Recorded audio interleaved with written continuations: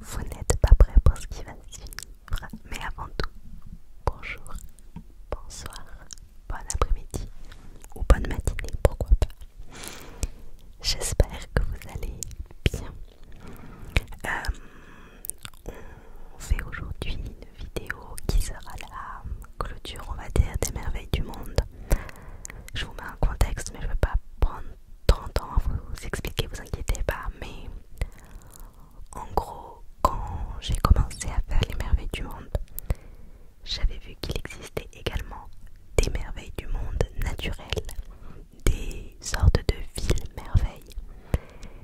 Et je m'étais dit, bah tiens, quand j'aurai fini de faire les merveilles du monde antique et moderne, si ça me tente, je le ferai.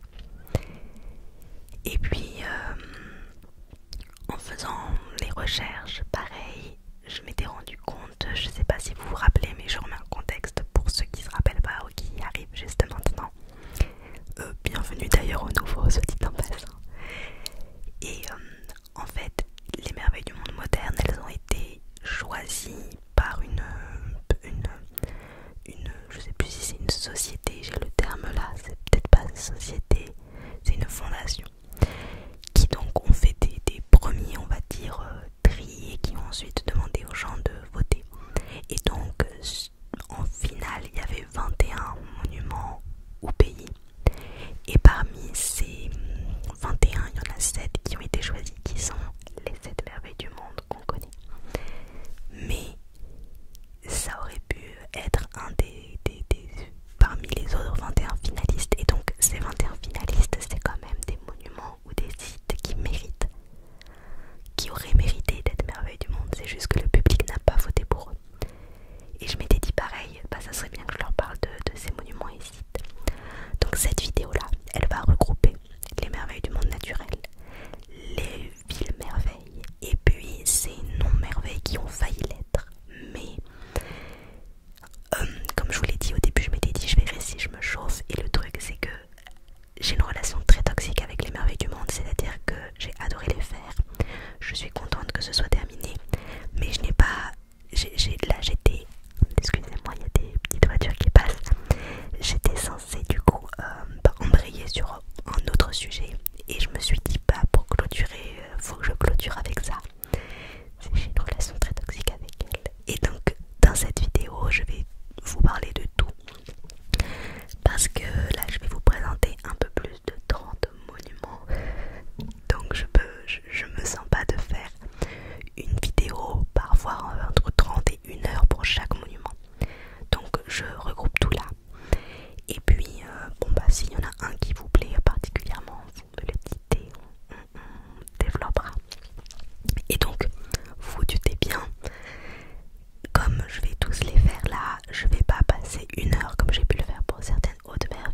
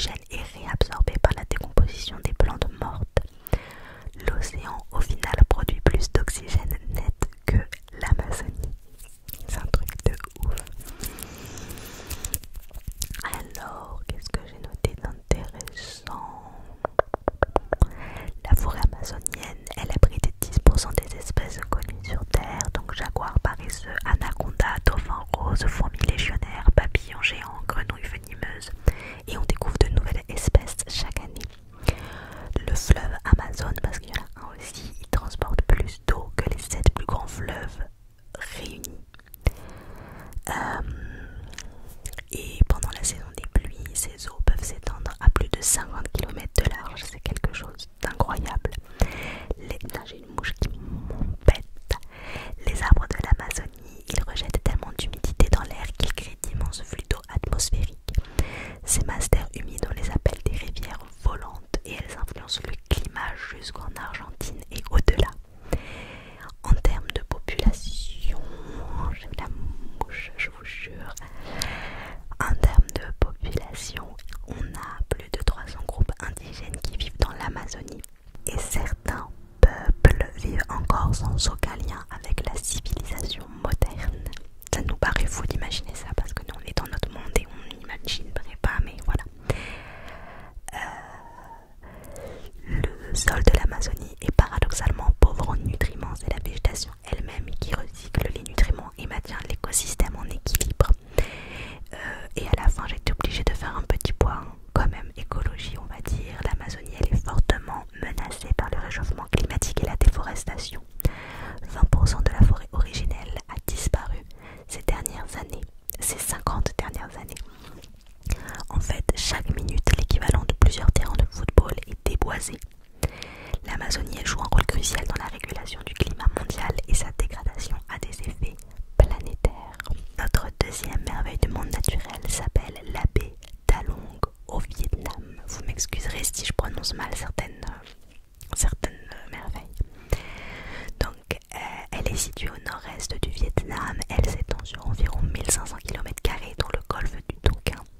Et elle est parsemée de près de 2000 îles et îlots karstiques aux formes spectaculaires. On est donc sur des paysages spectaculaires composés de monumentales roches calcaires recouvertes de forêts tropicales et encerclées par des eaux turquoises. Inutile de se demander pourquoi c'est une merveille du monde naturel. Alors j'ai trouvé ça fou, ces formations rocheuses en calcaire se sont sculptées pendant des millions d'années par l'érosion du vent et de la mer. C'est un des sites touristiques les plus visités d'Asie du Sud-Est et une des plus belles vues au monde, on veut bien le croire. Je vais essayer de faire un petit peu de visuel en même temps pour ceux qui regardent. Alors la baie c'est pas qu'un décor de carte postale.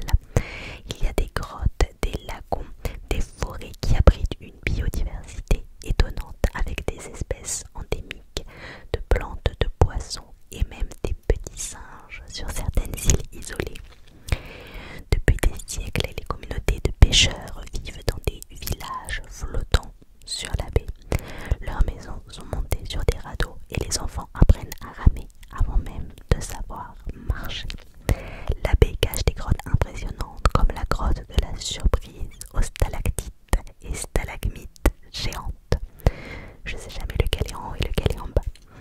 La baie, elle subit la pression du tourisme de masse et des changements environnementaux. Des mesures ont été prises pour limiter les déchets, réglementer les bateaux de croisière et protéger les écosystèmes. Alors, on a une légende qui va avec cette baie. La légende du dragon protecteur. Donc, Along, ça veut dire la descente du dragon. Selon la légende, un dragon géant serait descendu des montagnes et en se débattant aurait taillé la baie de ses coups de queue, créant les îles et îlots. On dit que les perles qu'il crachait se transformèrent en rochers pour protéger le pays des envahisseurs venus de la mer. Il y a sur cette baie plusieurs îles qui portent des noms liés à la forme qu'ils ont vue de loin. Donc on a l'île du chien de pierre, l'île de la tête d'homme, l'île du coq combattant. Et voilà, c'est ce que j'ai noté. Maintenant, nous allons parler des chutes d'Iguazu. Alors, elles sont situées à 80% sur le territoire argentin et à 20% sur le territoire brésilien. Les chutes, elles sont entourées de 2 parcs nationaux des 2 côtés qui sont eux-mêmes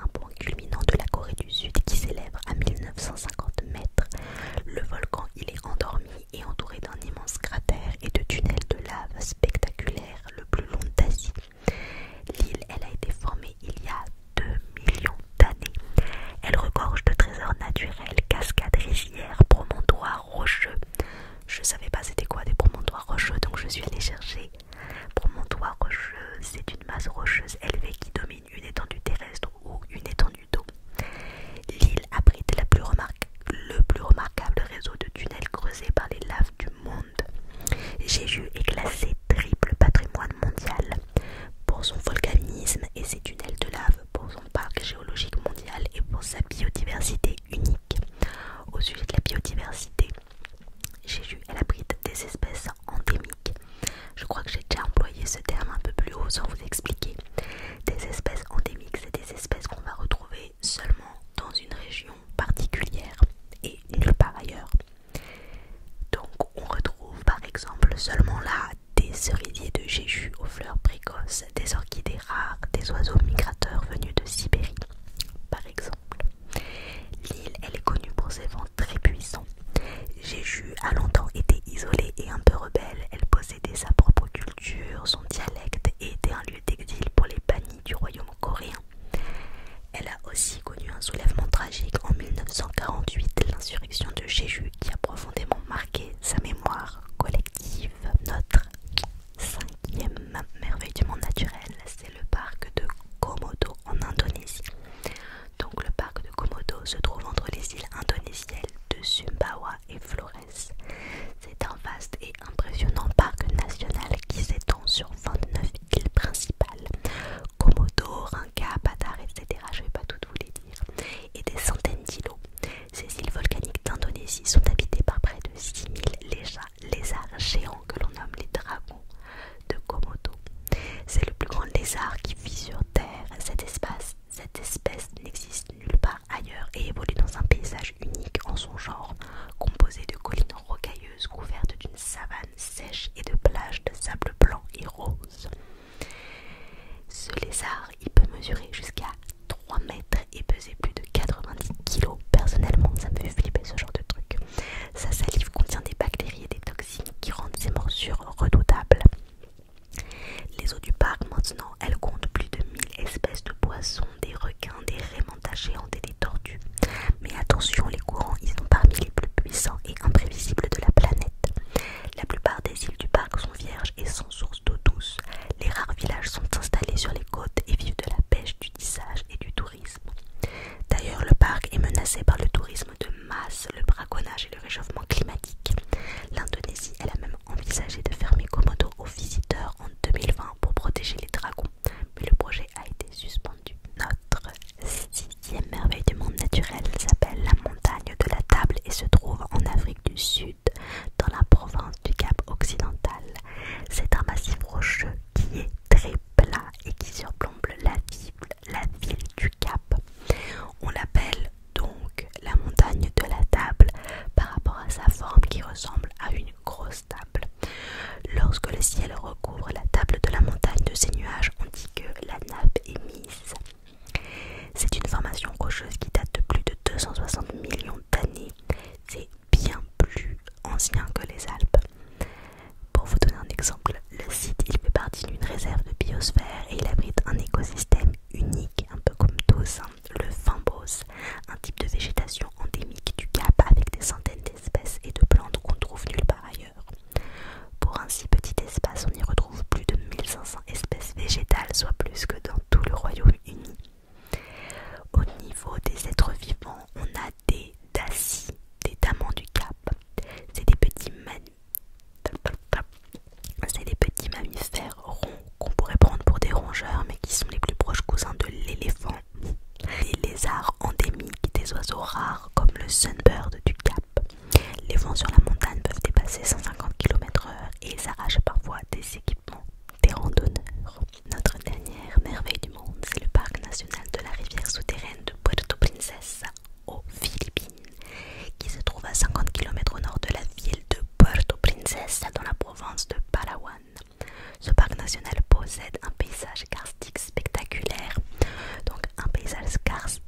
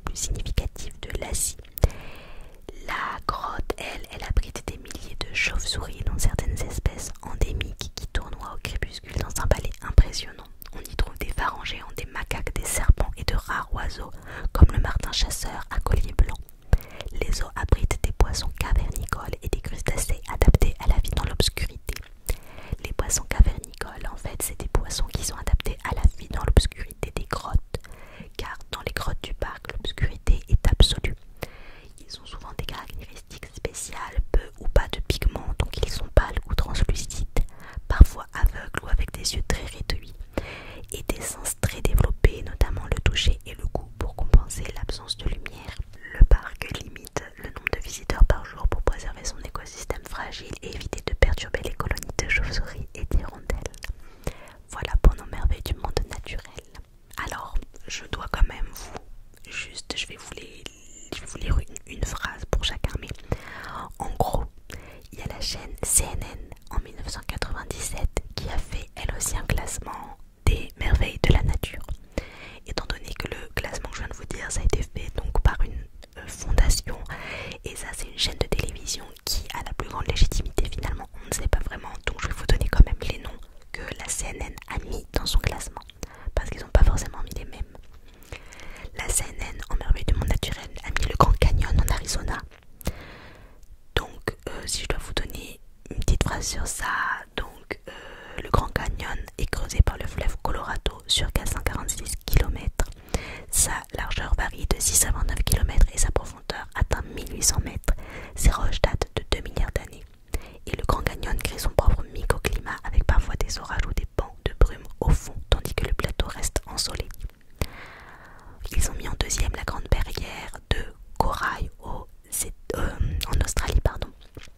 Donc c'est le plus grand récif corallien du monde qui est situé dans l'océan Pacifique et qui s'étend sur 2500 km. C'est le plus grand objet naturel sur Terre formé par des organismes vivants. Elle est visible depuis l'espace. Elle abrite plus de 9000 espèces marines. Et certains coraux du récif luisent légèrement dans l'obscurité. C'est un phénomène de fluorescence. On a ensuite la baie de Guanabara de Rio de Janeiro. Donc c'est la deuxième plus grande baie d'Amérique du Sud avec une superficie de 384 km². Et Guanabara, ça veut dire bras de mer. C'est la plus grande baie du monde en volume d'eau et dedans on a des dauphins à bec court qui vivent à l'année. Malgré le fait que ce soit à côté d'une grande ville. En quatrième, ils ont mis l'Everest au Tibet. Donc le point culminant du monde, l'Everest se situe dans la chaîne de montagnes de l'Himalaya à la frontière du Népal et du Tibet. Son sommet atteint 8848 mètres et de nombreux alpinistes tentent son ascension chaque année. Son ascension prend environ 2 mois et de nombreuses personnes y périssent tant la montée est dangereuse et extrêmement physique. L'Everest continue de grandir de quelques millimètres par an. À partir de 8000 mètres, on entre dans la zone de la mort où l'air est trop pauvre en oxygène pour la survie humaine à long terme. Il y a sur l'Everest des fossiles marins, preuve que c'était un fond marin avant que l'Himalaya ne se soulève. En cinquième, ils ont mis les aurores polaires, cercles polaires. Donc les aurores polaires, appelées aurores boréales dans l'hémisphère nord et aurores australes dans l'hémisphère sud, sont un phénomène lumineux atmosphérique qui a lieu sur les pôles, dans les régions proches des pôles magnétiques. Pour assister à ce spectacle, les voyageurs se rendent majoritairement en Norvège, en Alaska, au Danemark, en Islande, en Finlande, au Canada ou en Écosse. Parfois, les aurores polaires peuvent émettre un léger crépitement audible lors de phénomènes intenses. En 6, ils nous mettent le Paricutín de Michoacán au Mexique. C'est un volcan. C'est un des plus jeunes volcans de la Terre et le seul que l'homme ait vu naître en 1943 dans un champ de maïs. Il a atteint 424 mètres en 9 ans. 9 ans, c'est ça, ce qui a détruit 2 villages. Et d'ailleurs, on peut encore voir le clocher d'une église englouti dans la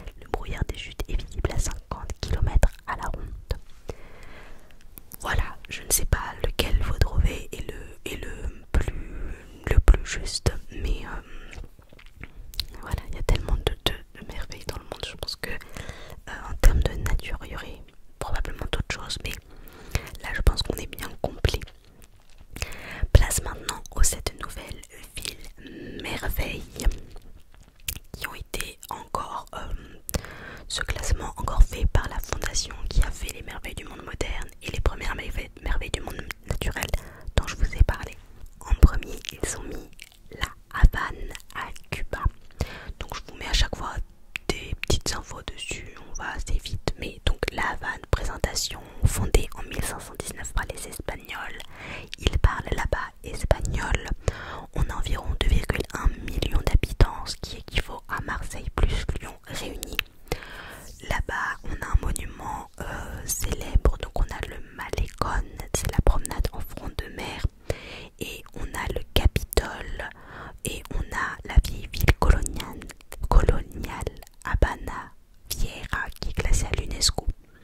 Quand je dis monument célèbre, je veux dire c'est j'ai essayé de chercher les trucs très typiques, touristiques, connus, qui font de la ville aussi, qui font la renommée de la ville.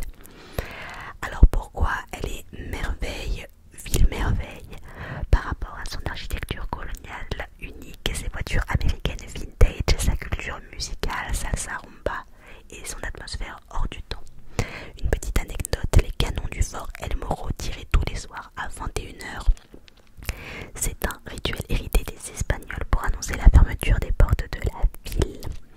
Personnellement, c'est mon rêve d'aller à Cuba.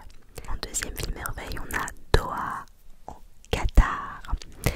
Donc, fondé en 1820, c'était un petit village de pêcheurs. La langue là-bas, c'est l'arabe, mais l'anglais y est très courant. On a 2,4 millions d'habitants. C'est à peu près Paris intramuros. Là-bas, ce qui est célèbre, on a le musée d'art islamique, le souk Waqif, les tours futuristes de West Bay. Pourquoi merveille du ville merveille? Parce qu'il y a un contraste spectaculaire entre la tradition bédouine et ultra-modernité. Un des développements urbains les plus rapides au monde. Petite anecdote, Doha est la ville qui accueille le plus grand nombre de crues de construction au monde au début des années 2010. En troisième ville merveille, nous avons Durban en Afrique du Sud qui a été fondée en 1824. La langue là-bas, le zoulou, l'anglais et l'afrikaans. Les habitants sont 3,7 millions. C'est donc à peu près l'île de France sans Paris. En monument célèbre, en chose célèbre là-bas, on a le stadium Mos Mabida, le Golden Mile qui est une promenade en bord d'océan. Pourquoi une merveille? Parce qu'on a un mélange unique de cultures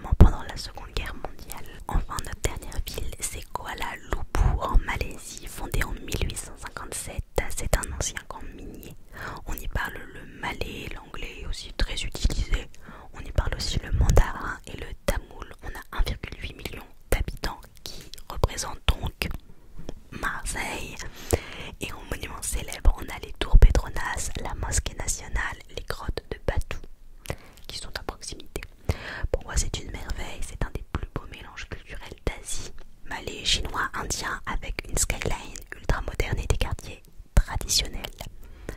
Anecdote, les tours Petronas ont été les plus hautes du monde de 1998 à 2004 et restent les plus hautes tours jumelles.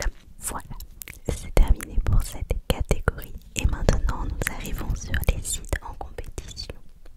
Donc ces fameux sites qui auraient pu être merveilles du monde et qui n'ont pas eu assez de votes du public.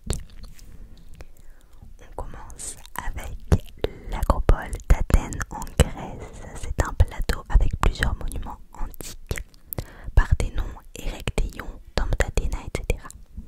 La construction date du 5e siècle avant Jésus-Christ. C'est construit avec des pierres locales, du marbre, du pentélique. Ça a été construit à la main, donc monté à la main, sans ciment. C'est une prouesse pour l'époque. Voilà. Ça servait à quoi? C'était un centre religieux majeur. Donc c'était le sanctuaire d'Athéna, la déesse protectrice de la cité. C'était un lieu de cérémonie, d'offrande et de symbole de puissance de la cité d'Athènes. Pourquoi il a été finaliste? Parce que c'est le symbole universel de la démocratie et de la philosophie occidentale avec le Parthénon. C'est un chef-d'œuvre d'architecture classique qui domine Athènes depuis 2500 ans. Autre finaliste, on a l'Alhambra de Grenade en Andalousie. Donc c'est un immense complexe fortifié avec palais, cours, fontaines et jardins qui date du XIIIe et XVe siècle. Ça a été construit avec des murs de briques crues et de stucs finement sculptés. Le décor est géométrique et il y a des réseaux hydrauliques complexes pour les jets d'eau. Ça servait de résidence aux émirs nasrides, les derniers souverains musulmans d'Espagne. Ça servait de forteresse défensive et de palais de représentation avec jardin et espace privé. Pourquoi il a été finaliste? Parce que c'est un des plus beaux exemples d'architecture islamique en Europe. Palais, jardins et fortifications avec des décors ciselés d'une finesse extraordinaire. Nous avons également Angkor au Cambodge, qui est un site archéologique composé de temples et canaux dans la jungle, qui date du 9e et 15e siècle, l'apogée étant au 12e siècle. C'est construit avec des blocs de grès et latérite.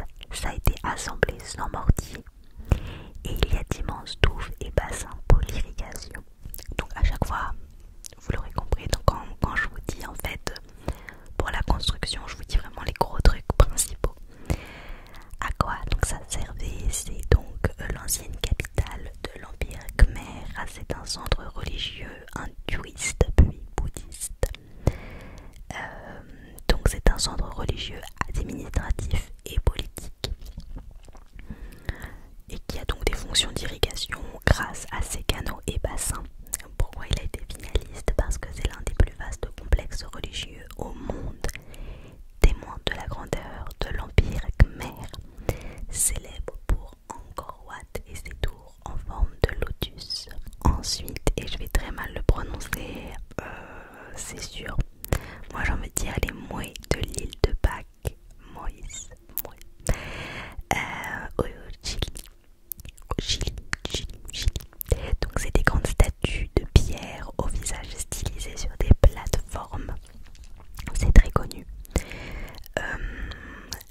Chaque statue mesure en moyenne 4 à 6 mètres de haut et certaines 10 mètres. Donc c'est un immeuble de 3 étages et pèse jusqu'à 32 tonnes.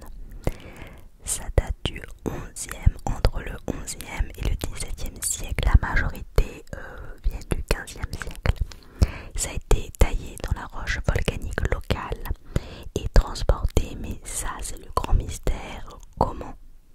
On ne sait pas si ça a été transporté debout, traîné, on ne le sait pas. Et ces statues, à quoi elles servaient? Eh bien, elles étaient érigées pour honorer les ancêtres et chefs de clan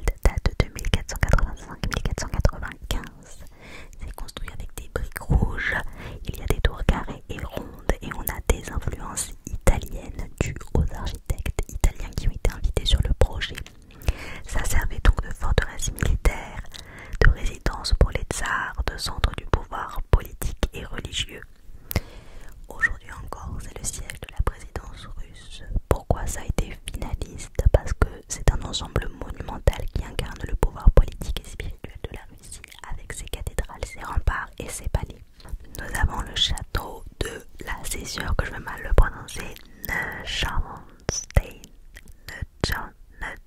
Neuschwanstein en Bavière en Allemagne, qui est un château romantique aux tours élancées, un peu style conte de fées.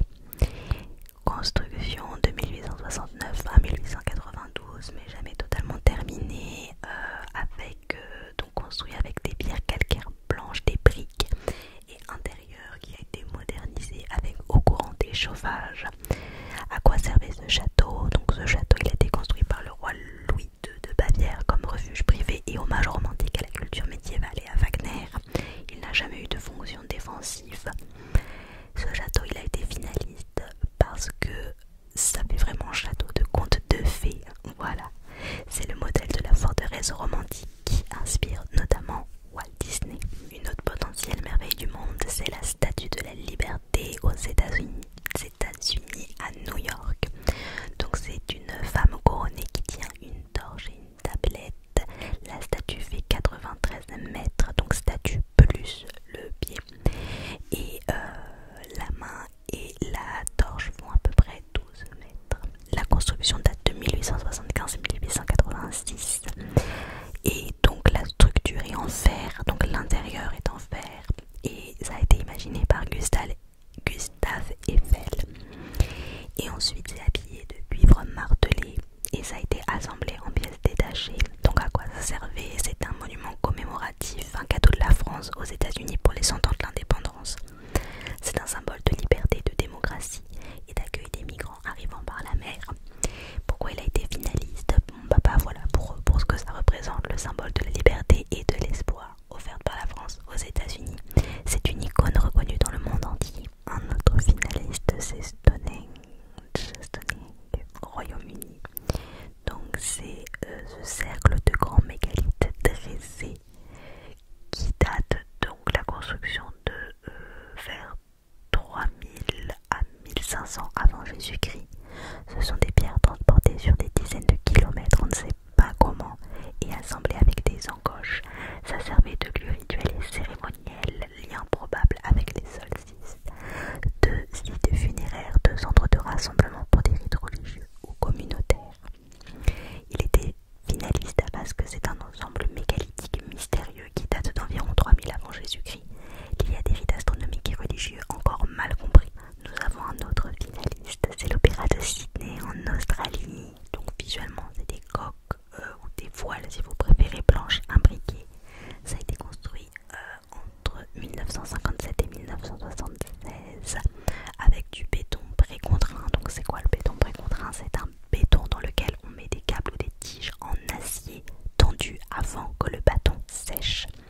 Quand le bâton durcit, les câbles relâchent une force qui compense les futures déformations dues au poids et aux tensions. Ça permet de faire des formes plus légères, plus longues, plus courbées, comme les voiles de l'opéra.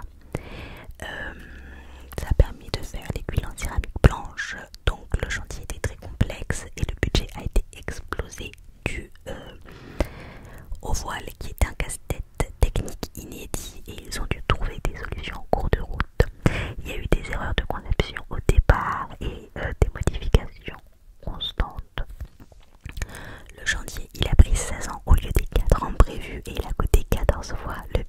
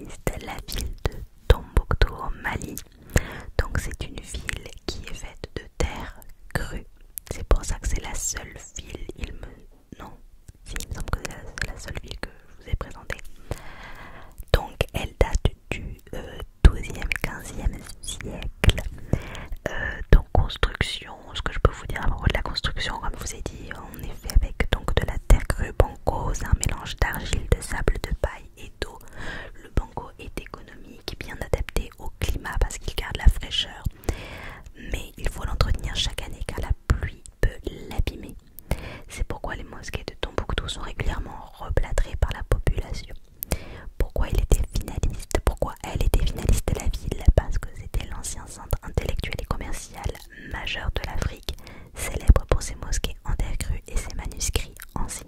Enfin, la dernière finaliste, c'était la pyramide de Khéops. Et si vous avez suivi ma série sur les merveilles du monde antique, et sinon je vous conseille d'y aller, et bien c'est une merveille du monde antique. Donc en fait, elle a été mise, mais rapidement les organisateurs ont décidé de lui attribuer un statut honorifique particulier, justement parce qu'elle était déjà la seule des 7 merveilles antiques encore debout. Mais c'est le fait qu'elle existe encore qui est fait que potentiellement ça a donné envie de la mettre. Bon voilà. Et résultat, la pyramide de Khéops a été exclue du vote pour laisser la place aux autres candidats et a été déclarée merveille honorifique à part, un peu comme un monument hors concours. Voilà, j'espère que ça vous a plu. Je suis pas... comment dire, je suis moins à l'aise entre guillemets avec cette vidéo qu'avec les autres vidéos un peu historiques que je vous fais d'habitude. Je sais pas si ça s'est vu, pour la simple et bonne raison que d'habitude clairement je potasse, je bouffe des documentaires, des écrits, etc. sur un sujet en particulier et je vous en fais en vidéo. Donc c'est très clair dans ma tête. Là, j'ai dû présenter, je pense, plus de 30 monuments. Donc j'ai dû aller à l'essentiel et j'ai pas pu regarder 30 documentaires sur chaque monument. Donc clairement, je maîtrisais moins bien mon sujet. Donc du coup, j'ai parfois l'impression d'être allée peut-être un peu vite ou de pas avoir été assez clair ou quoi. Voilà, mais bon, j'espère que ça vous a plu. C'était vraiment pour, comme je vous ai dit, clôturer un petit peu ce truc des merveilles et comme ça on peut passer à autre chose. Donc n'hésitez pas à me mettre en commentaire quel personnage vous voudriez, alors personnage ou événement historique, ou voilà, moi j'ai quelques idées. Maintenant, comme je vous ai dit sur TikTok, je présente des personnages, mais je le fais en 2-3 minutes, donc il n'y a aucun problème à ce que évidemment des personnages dont j'ai fait le profil sur TikTok, je le fasse ici en beaucoup plus long. Pour vous dire, pour l'instant là-bas, j'ai fait Ramsès II, j'ai fait Jules César, Napoléon, Marie Curie, Marie-Antoinette, Rosa Parks, Cléopâtre, Spartacus et Rasputin. Donc voilà, j'espère que cette vidéo vous a plu. N'hésitez pas, si c'est le cas, à vous abonner,